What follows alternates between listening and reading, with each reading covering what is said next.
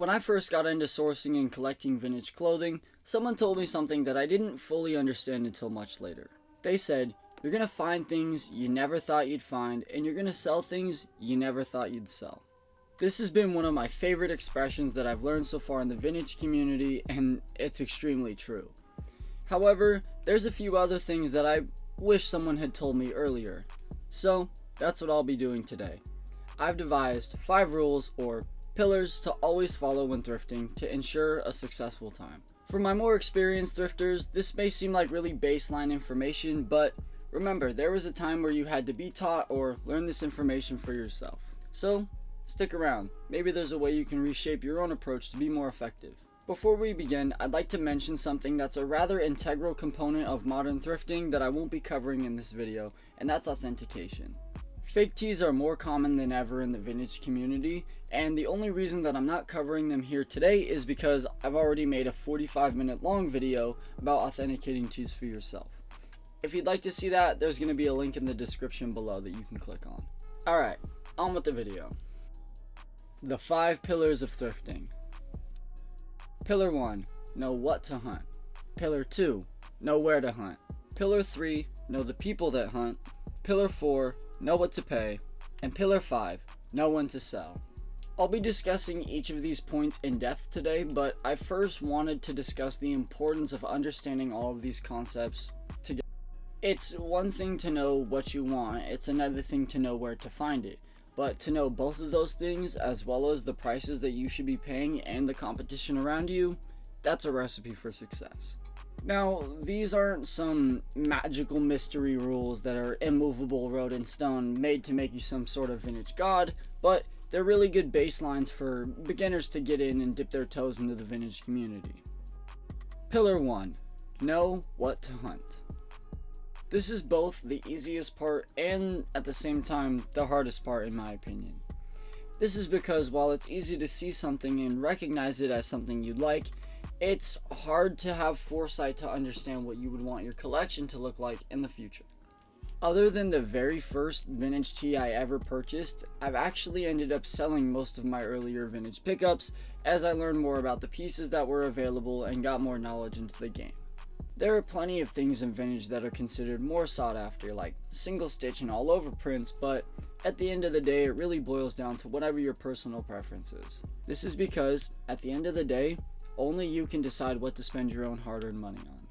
Knowing what you want to hunt before you approach the other 4 pillars is important because it's going to give you an understanding of how you should see and view these things. If you're hunting vintage art tees, you're going to rely on online sales and high-end vintage stores a lot.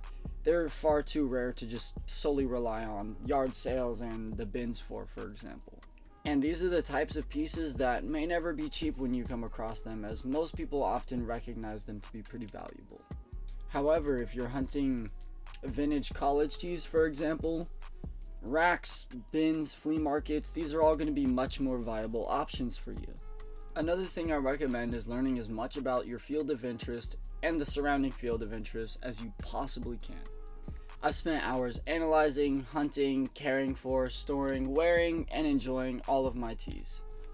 This has given me the type of understanding that can't be bought, sold, or told. This type of mentality when approaching pieces will reveal items you never thought you'd find for prices you'd never thought you'd pay, and that's a promise. Another thing I strongly recommend is learning a little bit about the adjacent fields to your bread and butter.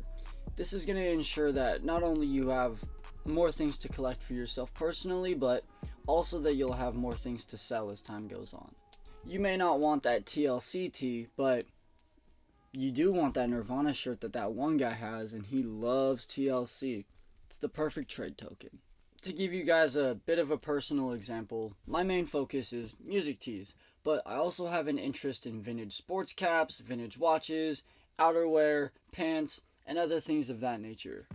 Please remember though, you can't have everything, and that's something we'll talk a little bit more about later. Pillar 2, know the places to hunt. Knowing the proper places to hunt for what you're seeking is just as important as knowing what it is you're looking for in the first place. The best place to hunt for you is going to depend on what it is you're looking for and your preferences when it comes to the act of hunting itself. If you want the cheapest prices, bins, racks, and fleas are the best way to go, but the product can be pretty scarce and extremely competitive. The internet has a much better on-demand selection depending on what you're looking for, where you look, and what you're willing to pay. The same thing applies to high-end vintage stores. Here's a more detailed look at the different places you can find vintage and what they generally look like. Flea markets. Flea markets find vintage, usually for pretty cheap. Prices can vary, but it all depends on how much the person knows about the item they have or how much they care about making that much money on it. Some pieces I found at flea markets include vintage band tees, vintage sportswear, and tons of vintage surfwear. Watches in particular can actually be sourced for pretty cheap at flea markets. The best watch I ever found I got for only $1. Yard sales. Yard sales and garage sales are another way to find vintage and other cool pieces, but they tend to be a little bit less promising. More often than not, if you're not one of the first people there in the morning, you're gonna miss some stuff. Vintage hunters are often out in the early hours of the morning looking to hunt. The same concept often applies with flea markets. Another drawback is the fact that, more often than not, when these pieces have been kept for so long over time, they're not something that people are really willing to part with. And if they did have them, at one point they most likely donated them. For example, I've really only ever sourced one good item at a yard sale, and it was a pair of original release Nikes, some Court Forces from '87. Kind of a sleeper pair, but a thrifter's dream shoe if you really know what it is. Vintage markets. These are genuinely some of the best places to hunt vintage. All of the best thrifters in your area coming together to display and sell their best. Some of my favorite pieces I've ever gotten have come from vintage markets, including this one I'm wearing right here. Prices are a bit more steep than your typical vintage store prices or thrift store prices, but the items are almost always great, and I usually leave every market with at least one item. The vibes are always great, and if you buy more than one piece, sellers are usually willing to give you a good bundle. If you live in a city or a suburban area, chances are there's a monthly pop-up that you can show up at and buy some good vintage for yourself. Vintage stores. Vintage stores strongly resemble vintage markets, but they often charge a little bit more for pieces. Typically, they stick a little bit closer to online sale history. These stores can be extremely hit or miss, and more often than not, they're falling into one of three categories. Number 1, the might as well be a Goodwill category. Number 2, the overpriced mid category. And number 3, the Dubai Core category. The might as well be a Goodwill category includes all the vintage stores you walk into and see a bunch of random junk. Prices are dirt cheap, but pickings are pretty scarce, and most items probably aren't even vintage. I don't usually lump mom and pop thrifts in with this category, just the clothing focused vintage stores. All the little Christian thrifts and small vintage stores that have little next to nothing into it, that's kind of what I'm talking about here. If you live super close by, like near walking distance, sure, I recommend stopping in pretty often and seeing if you get lucky, but they're not worth driving more than about 15 minutes to on a regular basis. It's much easier to just leave your number, your name, and tell them what you're looking for after a few times of going in. The overpriced mid is that one store that has a couple of grails that are not for sale and uses that leverage to jack up the price on 90s camel tees and 2008 Harley items. If you run one of these, I hate you. I hate your stores, I hate the experience you provide, and I hate your bullshit items too. Most of all, I hate the fact that you try to dupe newcomers with expensive garbage while trying to trick collectors out of giving you their nicer items for next to nothing. Unfortunately, this is about 70% of the vintage stores that I come across, so I'm really happy that most of my local stores are not this way. There are actually quite a few places that I refuse to shop at or bring any business to because I've had such bad experiences there. Screw these places. Your money is better spent elsewhere with other people. And don't worry, these places are pretty easy to spot. Like I said, if they got one or two grails and both of them are not for sale, run away. The Dubai Core category. These are your super high-end stores that have everything that is anything. Now, you best believe if you're going there and you're buying something, you're gonna get your pockets ripped out. But at least they're gonna give you a pretty decent experience and you're gonna get the items that you're looking for. If you're a fellow vintage lover like myself, you're probably gonna enjoy even just window shopping in a store like this. Stores like this are pretty rare, and you're probably only gonna find them in your larger cities. While they may not be the best place to buy in particular, they're a really good way to go see what some pieces look like and get your toes in the water. In my experience, the people that run these stores are actually usually pretty cool people, and they carry a wide selection of items for everybody. Now, although these stores make up the vast majority of the experiences that you'll see, there's one more category that I didn't mention, and that is the Goldilocks category. This is the store that has consistent good items, good prices, and a good staff that runs it. These are going to be the best experiences that you have in thrift stores, and I've purchased many items from many stores like this. The bins. Put plainly, the worst.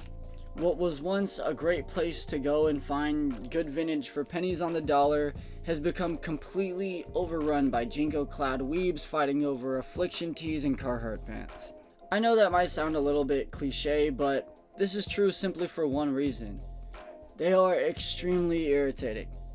And to be honest, every Goodwill is overrun by 20 of them who refuse to either get a real occupation or take thrifting seriously enough to be considered one. These are no fun. Fight me in the comments if you feel some way. It's dirty, it smells, the staff is rude, the buyers are rude. Hopefully one day the bins returns to what it used to be. Big chain thrifts, Goodwill, Salvation Army, etc. These stores are actually not too bad. I found some pretty decent stuff despite popular belief. Once in a while, if you go when items rotate, you'll find something good. These stores tend to pick items a little bit more than they used to, but if you pay close attention, there's some pretty good stuff that'll slip through the cracks. Private collectors. This is my personal favorite way to thrift. All of my best pieces came from private collections, aka other thrifters and friends. This is something that's not really possible when you first get started. It takes time to build these connections and meet different people in your area. Sometimes you're initially a buyer or a seller and you work your way into becoming a regular or a friend. This is something that's exclusive to the secondhand community, and there's many levels, all the way down from small-time collectors like myself to high-end archivists like Nigo. If you wanted, you could only shop with private collectors and get any piece you could ever want and then some. Prices are going to vary greatly depending on what piece you're buying and what collector you're buying it from. Some of the private collector pickups that I own include both of my Rage Against the Machine shirts and my Mission to Mars tee. All of which I got for an extremely good price or bought at a time when there was no other comps on the internet. This is also the best way to ensure that the seller gets the full amount of cash rather than having to split the fees with another service. Online. I see a lot of discourse around this online, so I'm just going to put this very plainly for all of the beginners out there. There is nothing wrong with buying a piece online. Here, I'll say it again. There is nothing wrong with buying a piece online. It really saddens me to hear thrifters trying to talk down or condemn other thrifters for buying pieces online. What these people tend to forget is on the other end of that transaction, it's usually an original owner or another thrifter. When you find something in the wild that's really crazy like that, it's a rare occurrence and you deserve to be paid fairly. You wouldn't want someone offering you like $100 for the best tee you ever found, so why do you expect other people to do that for you? Truth be told, the competition that online sales creates with the wide amount of items that are available creates a little bit of price control for buyers. Yes, the online market is full of scams, fake items, and extremely inflated prices, but I'd be lying if I said some of my best come-ups didn't come from the internet. To give an insight of what I'm talking about, I paid about $550 for all of these pieces altogether. All different sellers, transactions, and dates. If that's not a win, I don't know what is. Pillar 3. Know the hunters. One important aspect of getting into thrifting is getting to know the other hunters in the area that hunt the same things as you. This doesn't mean you've got to necessarily become best friends with them, but I strongly recommend engaging and at least doing some business with them. Be an active member of the community by buying, hunting, selling, and trading whenever you can. Not only will this build some rapport for you and give you access to better pieces in the long run, but it's also a great way to support other collectors and local businesses in your community. There are many types of collectors out there, so I've put together a collection of what I consider to be the most prominent ones you'll generally encounter. The OG owner. They went to all the shows, they kept all their pieces from high school. The good news is, they're often not too attached to their garments to see them go to another fan for the right price. The new guy. The starry-eyed youngling. Maybe just getting into fashion or coming into vintage from another community. Has a lot to learn, but is willing to learn it. The Depopper. That one guy with the Y2K O'Neal hoodie that sits outside of his favorite thrift for 10 hours a day, refreshing marketplace every 5 minutes. Will pick whatever sells to anybody for any reason. The Casual Collector. They might pick up a piece every once in a while, but they don't do it all the time, and they're usually not going to go after the big ticket items. The Hype Beast. That one guy that strictly on financial purposes. Does not particularly participate in the IPs that they represent. Will wear anything that's worth $500 or more, even if he has no idea what's depicted. The Culture Nerd. What hypebeasts think they are. Someone who knows a great deal about their community, their pieces, and the history pertaining to it. AKA Archivist. There's a really fine line between a hypebeast and a nerd. The Vendor. The one guy with a booth at your local vintage show. Grabs whatever fits the styles of his shop and sells it for whatever he can. These are usually some of the most chill sellers that you're going to encounter in your time. The Shop Owner. The dude running your local vintage shop. They've got a personal collection of all their favorite tees that every once in a while they'll let something go from, and they've got first pick on all the collectors in your area. They can either be extremely cool people or some of the worst people. Fashion designers and tie royalty. These are the top of the totem pole. Super high-end vintage collectors, sharing, trading, buying, and selling pieces you have never seen and may never ever see again. This is next to impossible to get into without severe connections or large sums of money. Pillar 4. Know what to pay. With how drastically the vintage market changes at any given moment, it can be hard to grasp an understanding on what you should be paying for your pieces. The best we can do is use any form of recent sales history. eBay sales, appraisals, other sold listings, things of that nature. This will give you a fairly accurate idea of what the piece sold for and when the piece sold. Having a decent understanding of the general market of the pieces you're hunting should give you a pretty decent understanding of how much you should be paying for an item. Ultimately though, this is something that will also boil down to your personal preference. There are times where certain factors are allowing me to get amazing deals on pieces, and there's other times where I'm willing to take the bite to get the item that I want. Personally, I try to pay no more than $300 cash for a piece. Going after something worth more than that or much higher end, I like to do trades whenever I can. You'd be really surprised at the stuff I've been able to find while abiding by these rules. However, as I stated previously, there's always going to be exceptions. There are things that will change your circumstances over time, and there are circumstances that will change around you over time. Financial state, collection size, storage capacity, and changing interests are all things to consider. There will be times where you come across a piece that you're never going to see again, and you've got to decide in the moment how hard you should pursue it. Please do not get ripped off, but at the same time, don't be afraid to pay someone fairly when they know what they have and you're capable of doing so. Balance and decisive action are the keys to success when attempting to safely navigate the sea of vintage tees. I'm sure I'll be crucified in the comments for this, but some of these special variants of regular everyday licensed tees are extremely hyperinflated. Kill me if you'd like to. The heart-shaped box is not a $5,000 shirt. I don't care what tag it's on. Be patient. You will find much more rare items that scratch the exact same itch as the item that you were drooling over previously. And you may even find that grail for a fair price one day. Don't get so caught up in the chase that you're willing to empty your pockets for a frog stomp tee. Pillar 5. Know when to sell. Knowing when to sell and when not to sell can be almost as important as knowing when to or when not to buy, or as knowing what you want in the first place. It mostly depends on what you're looking to get out of your pieces. If it's a part of your personal collection, something you wear all the time, think pretty hard before you sell it. There's going to be some pieces that, once you sell them, you'll never come across them again.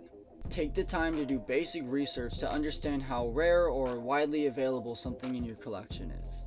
If that appreciation for the if that price tag looks better to you than the way you appreciate the shirt, sell it and get one of your grails. But if the shirt's better than any of the price tags that you see, enjoy it until it's nothing. I know personally, there's a few pieces in my collection that I would never sell, and there's others that I'd be more open to letting go of. Rarity, my connection with the intellectual property depicted, and the place I got it are typically deciding factors on whether or not I keep a shirt. However, I know not everyone is this way, and some people are just looking to seek profit out of their pieces. To make the most money on a piece but still charge a fair price, go find the most recently sold listing, add 10% to it, and list it. You should sell it fairly quickly. If you'd like to sell a piece faster, go find the most recently sold price and charge 75% of that. Chances are you're going to sell it way before any of the other people. One thing I mentioned briefly in Pillar 1 that I wanted to expand upon is the fact that you can't have everything, and this is very true. It's really easy to buy too much and end up hanging on to pieces you didn't really want at the end of the day.